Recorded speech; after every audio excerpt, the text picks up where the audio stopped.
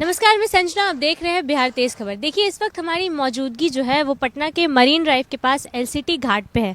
यहाँ कुछ तैयारियां चल रही हैं, जैसा कि आप देख सकते हैं तस्वीरों के माध्यम से कि यहाँ कैंप लगाया जा रहा है। आपको बता दें कि ये कैंप किसी और का नहीं बल्कि जनसुराज का है। जी हाँ, बिहार में अभी नई नई पार्टी एक बनी है जिसका 2 अक्टूबर को निर्माण हुआ था। जनसुराज, जिसके सूत्रधार प्रशांत किशोर पिछले कई दिनों से चर्चा में थे। बीपीएससी 70वीं के जो अभ्यर्थी हैं उनके समर्थन को लेके वो लगातार उनके समर्थन में उतरे हुए थे, जिसके बाद उनकी गिरफ्तारी हुई और उसके बाद उनका स्वास्थ्य खराब होने के कारण वो लोग पहले पटना के गांधी मैदान में धरना स्थल पर धरना दे रहे थे अपनी मांगों को लेके, लेकिन उनका स्वास्थ्य खराब होने के कारण इस वक्त वो आराम की अवस्था में है। आप देख सकते हैं कि किस तरीके से यहाँ पे बड़े पैमाने पे कैंप लगाया जा रहा है। आखिर इसके पीछे की वजह क्या है? हमारे साथ लोग हैं, उनसे बातचीत करेंगे, उनसे जानेंगे कि आखिर इसके पीछे की वजह क्या है, इतने दूर कैंप लगाने की वजह क्या है, और ये प्रोटेस्ट के लिए किया जा रहा है या फिर किस लिए किया जा रहा है। इन सभी मुद्दों पे हम उन लोगों से बातचीत करेंगे। सर, क्या नाम हुआ आपका? मेरा नाम मनीष कुमार हुआ। जी। अच्छा, यहाँ पे जो कैंप लग रहा है इसके पीछे की आखिर वजह क्या है?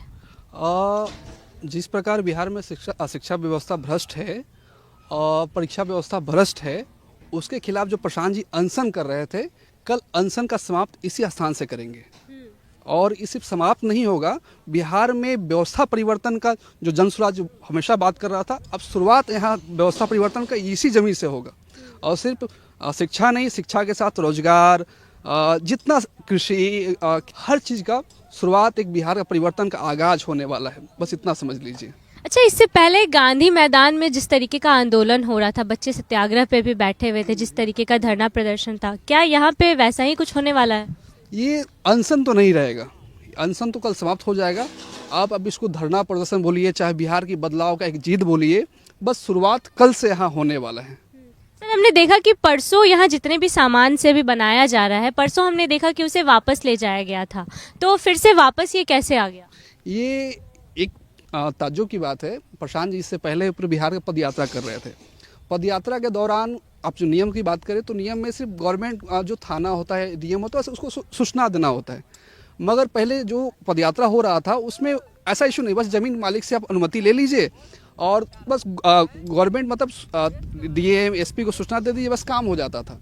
मगर यहाँ चीज़ें बिल्कुल उल्टा हो गया कि ज़मीन मालिक ने तो अनुमति दे दिया, अब गवर्नमेंट का कहना है, जो डीएम का कहना है कि आप हमसे अनुमति नहीं लिए, इस कारण से हम लगने नहीं देंगे। इसका उस दिन सामान लग रहा था और उठा के फिर हटाना पड़ा।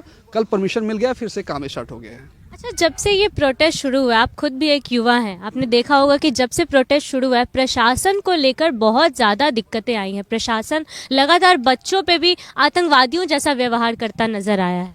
देखिए, प्रशासन जो होता है गवर्नमेंट का एक कठपुतली होता है। जो भी गवर्नमेंट हो उसके खिलाफ, जो अपने हिसाब से गवर्नमेंट जो यूज़ करता है, बस प्रशासन ही होता है। नीतीश सरकार चाहे आज कोई भी गवर्नमेंट हो, जिनको लगने लगता है कि मेरा कुर्सी हिल रहा है तो शुरुआत प्रशासन से ही करेंगे। लोगों को उठाएंगे, मारेंगे, जेल में भरेंगे। तो परिवर्तन का शुरुआत यहीं से होता है। जिस प्रकार नीतीश जी इसी छात्र आंदोलन से उठ के उभरे हैं, अब उनको छात्र का दर्द समझ नहीं आ रहा है। तो बस शुरुआत है। प्रशासन का हर कोई यूज करता है अपने खिलाफ, और आज भी यूज हो रहा है। सर, लगभग 22 से 25 दिन हो गए हैं बच्चों को अनशन पे बैठे, अभी तक कोई प्रतिक्रिया सरकार की तरफ से तो नहीं आई है, तो क्या लग रहा है इन सब से कुछ फायदा होगा? सरकार की ओर से नहीं आया है और जनता की ओर से तो आ रहा है। ये छोटी बस बीपीएससी का था, बीपीएससी मुद्दा से धीरे धीरे ऊपर बढ़ रहा है। अब बिहार की मुद्दा पर धीरे धीरे शिफ्ट होना शुरू हो गया है।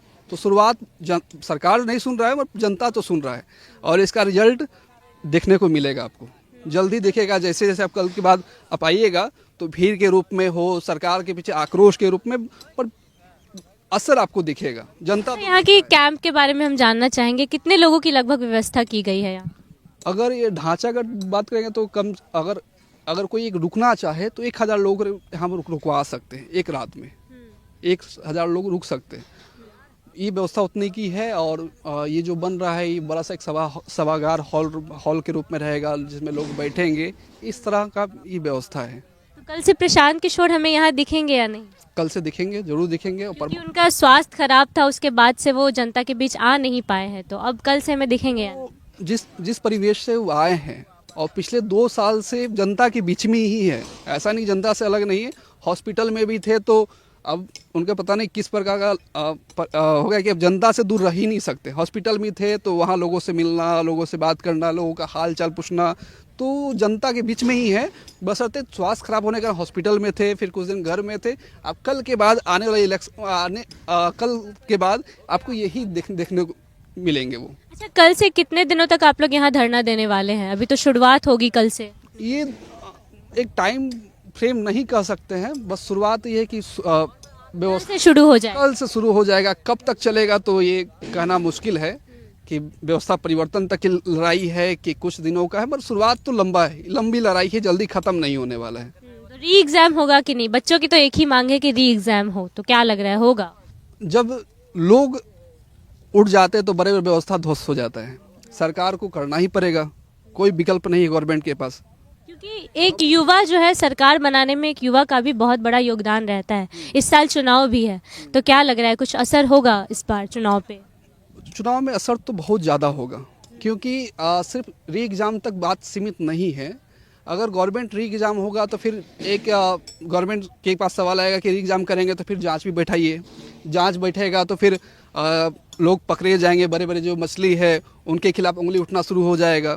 तो सिर्फ और बीपीएससी तक सीमित नहीं रहेगा, उसके बाद बिहार दरोगा, जो बिहार से जितना एग्ज़ाम है उस सब पे उंगली उठना शुरू हो जाएगा। तो गवर्नमेंट के पास कोई चारा ही नहीं बच रहा है। अगर सोच रहा है कि अगर इसका एग्ज़ाम नहीं करवाएंगे तो हम बच के निकल जाएंगे। और एग्ज़ाम जब होगा तो सबका पर्दाफाश हो जाएगा। पर्दाफाश हो जाएगा, हो जाएगा। और ये कई नीतीश सरकार के शासन में कील के रूप में ही साबित होगा। जो उनको लग रहा है कि थोड़ा प्रेशर अप्लाई करके हम लोगों को दबा देंगे, तो दबने वाले नहीं है। बस आप देख रहे होंगे कि मात्र कुछ बच्चों पर लाठी डंड मारा गया था, अब एक कितना बड़ा रूप ले लिया है। अब जैसे जैसे जितना दबाव प्रेशर अप्लाई होगा उतना बड़ा रिजल्ट गवर्नमेंट को देखने को मिलेगा। तरीके का लाठी चार्ज किया गया बच्चों पे, बच्चों का कहना है कि ऐसा लग रहा है कि हम लोग आतंकवादी हैं, ऐसे मारा गया है। ये संविधान में कहाँ तक सही? ये सही तो नहीं है, बशर्ते गवर्नमेंट अपने आप को बचाने के लिए कर रहा है। वो गवर्नमेंट चाह ही नहीं रहा किसी प्रकार का आंदोलन हो। अगर एक तो है कि आंदोलन नहीं चाहते तो री एग्ज़ाम करवा दीजिए, मगर आंदोलन री एग्ज़ाम भी नहीं करवाना है और आंदोलन भी ना हो तो उसके लिए शिक्षकों के खिलाफ FIR, माफ़ी मांगने के लिए आदेश जारी करना, छात्रों को घर से उठा देना, मारना, तो सरकार कोशिश कर रहा है मगर वो कोशिश सफल नहीं होने वाला है। अब हर चीज़ का एक एज लिमिट होगा और इसी आंदोलन से जो देखिएगा बड़े बड़े छात्र नेता उभर के आएंगे और फिर आपके लिए बहुत नुकसान हो जाएगा। सरकार को इस बार नुकसान होने वाला है, बहुत बड़ा नुकसान होने वाला है। अभी तुरंत रिजल्ट नहीं देखे 25 में, 29 के आसपास में नीतीश सरकार को समझ में आ गया हम कितनी बड़ी गलती की है, समझ में आ जाएगा। बहुत बहुत धन्यवाद। तो इस वक्त लोग जो है यहाँ पे कैंप लगा रहे हैं, आप देख सकते हैं। इस वक्त हम पटना के LCT घाट पर मौजूद है, मरीन ड्राइव के पास। वहाँ पर प्रशांत किशोर जी की तरफ से जनसुराज का कैंप लग रहा है। बच्चों को न्याय दिलाने में वो लगातार काफ़ी दिनों से लड़ाई लड़ रहे हैं। कल से यहाँ पर धरना प्रदर्शन होने वाला है बड़े पैमाने पर। आप इस वीडियो को लेकर क्या सोचते हैं? आप अपनी राय हमें कमेंट सेक्शन में ज़रूर दें। अभी के लिए इतना ही, आगे की खबरों के लिए बने रहिए हमारे साथ।